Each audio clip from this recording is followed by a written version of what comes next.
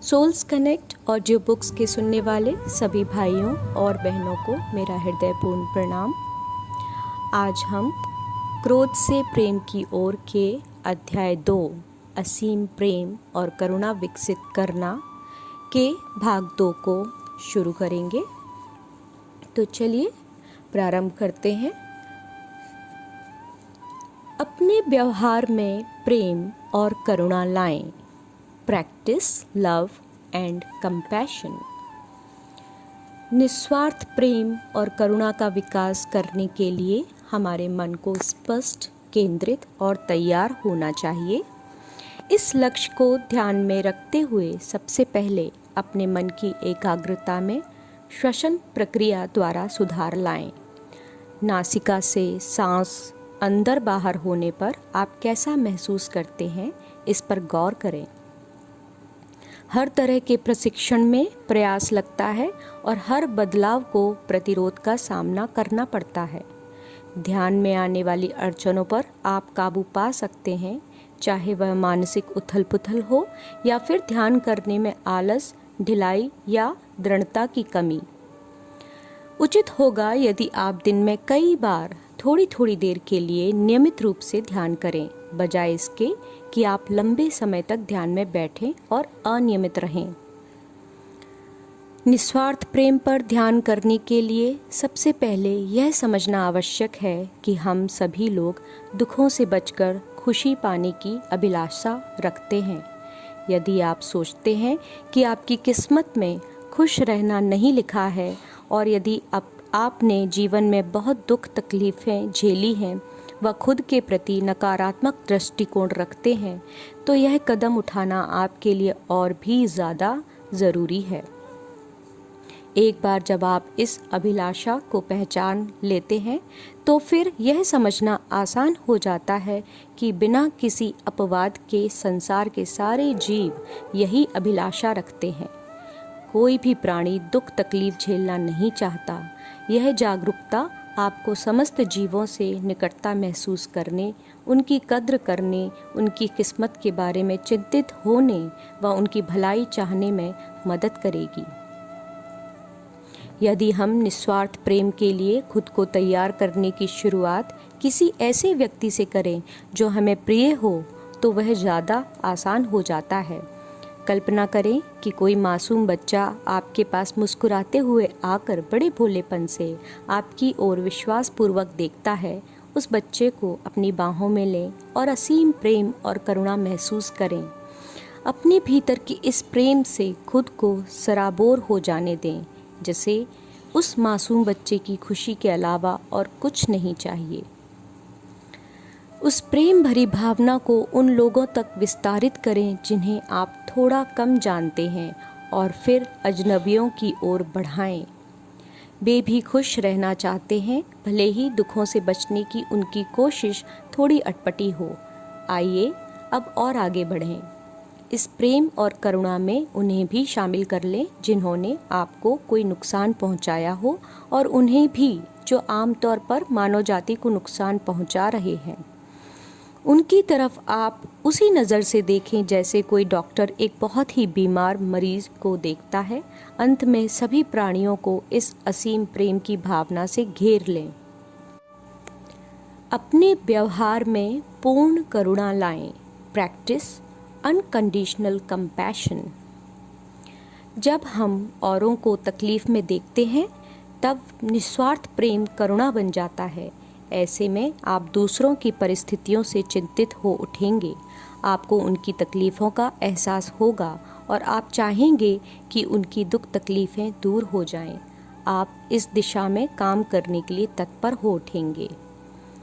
पहले की ही तरह सबसे पहले अपने किसी बहुत ही दुखी प्रियजन के लिए पूर्ण करुणा महसूस करें।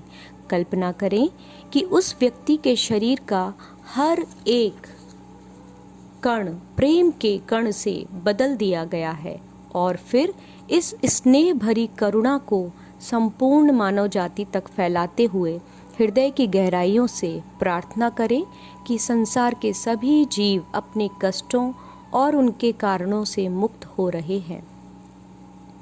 आपकी करुणा और प्रेम अक्सर आपके और आपके प्रियजनों के प्रति दूसरों के परोपकारी या आक्रामक रवैये को दर्शाते हैं। आपको निर्दयी, तानाशाहों और उन सभी लोगों पर दया दिखाना मुश्किल लग सकता है जो मानव जाति और समस्त जीवों पर भारी अत्याचार करते हैं। उनके व्यवहार को अनदेखा करके उनके कुकर्मों को नगण्य मानने का तो सवाल ही नहीं उठता। फिर भी दूसरे इंसान के बारे में हमारी नैतिक राय पर करुणा निर्भर नहीं करती। उसका उद्देश्य तो दुखों के सारे कारणों का निवारण करना है, फिर चाहे वे कोई भी हों और किसी भी रूप में हों। तो आप यह कामना कर सकते हैं, ईश्वर करे कि ये नफरत, लालच, क्रूरता या उदासीनता की भावनाएं जो उन्हें दूसरों को हानि पहुंचाने के लिए उकसाती हैं, इनके मन से पूरी तरह निकल जाएं। सदाचार से आनंदित हों। प्रैक्टिस रिजॉइसिंग इन वर्च्यू। इस दुनिया में ऐसे भी लोग हैं जो विरल गुणों के स्वामी हैं व कुछ अन्य ऐसे हैं जिन्होंने मानव जाति को अत्यधिक लाभ पहुंचाया है और वे इसमें सफल भी हुए हैं।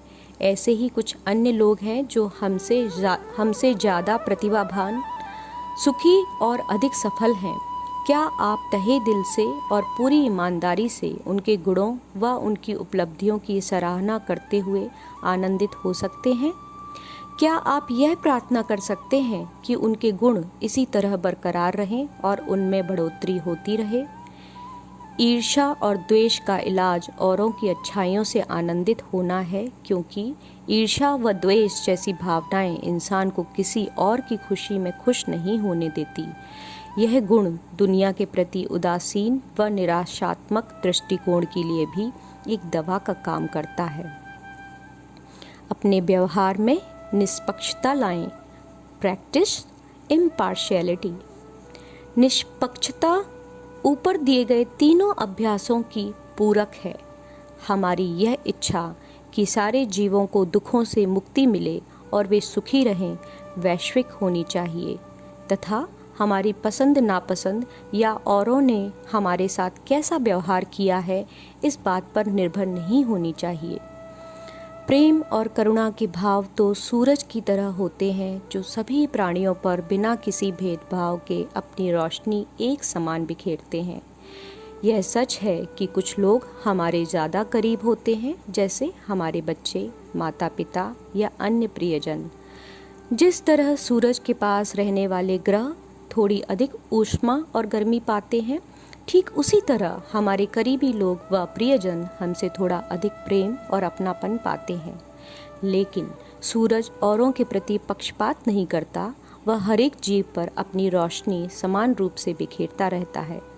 यदि आप प्रेम और करुणा के सूरज को सिर्फ कुछ चुनिंदा लोगों पर चमकने तक ही सीमित कर देंगे, तो वह सूरज न सिर्फ औरों को रोशनी और उष्मा देना बंद कर देगा, बल्कि आपके प्रियजनों पर भी उसकी चमक फीकी हो जाएगी। आपके परोपकार का दायरा सिकुड़ जाएगा और उसका मूल्य घट जाएगा। इन चारों व्यवहारों को अपने जीवन में शामिल करें। इंटरवीविंग दीज 4 प्रैक्टिसेस। जब आप निस्वार्थ प्रेम पर अपनी सोच को लगातार केंद्रित करते हैं, तो हो सकता है कि आप अपनों के मोह में उलझ जाएं। ऐसा होने पर अपनी सोच को निष्पक्षता पर केंद्रित करें, ताकि आपका प्रेम सभी को, दोस्तों, अजनबियों और दुश्मनों को भी मिले। तब हो सकता है कि यह निष्पक्षता उदासीनता या विरक्ति की ओर मुड़ जाए। आप हर एक के प्रति चिंता महसूस करने की बजाय उनसे विमुख हो जाएं और उनके भाग्य के प्रति भी उदासीन हो जाएं। दुनिया के अनगिनत जीवों की तकलीफ़ों व दुखों के बारे में सोचने का और उनके प्रति असीमित करुणा पैदा करने का समय यही है।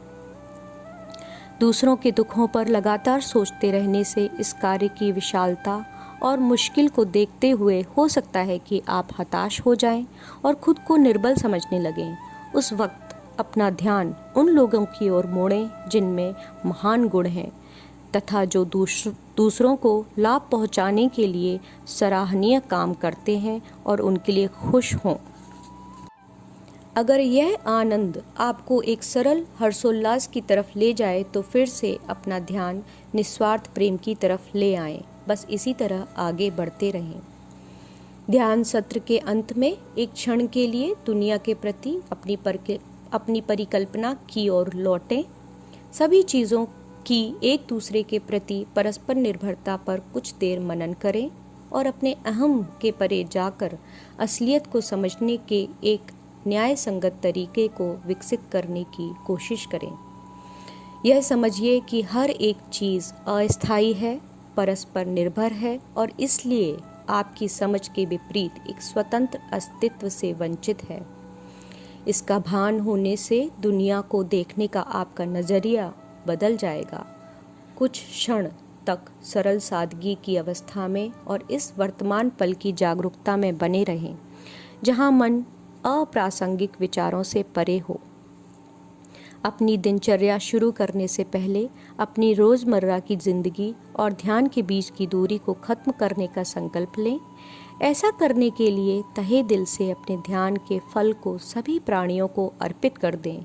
यह सोचें, ईश्वर करे कि भूत, भविष्य और वर्तमान के सारे अच्छे कर्मों, शब्दों तथा विचारों द्वारा और ध्यान द्वारा निर्मित सकारात्मक ऊर्जा वर्तमान व भावी पीढ़ियों के सभी प्राणियों के दुखों को कम करने में अपना योगदान दे।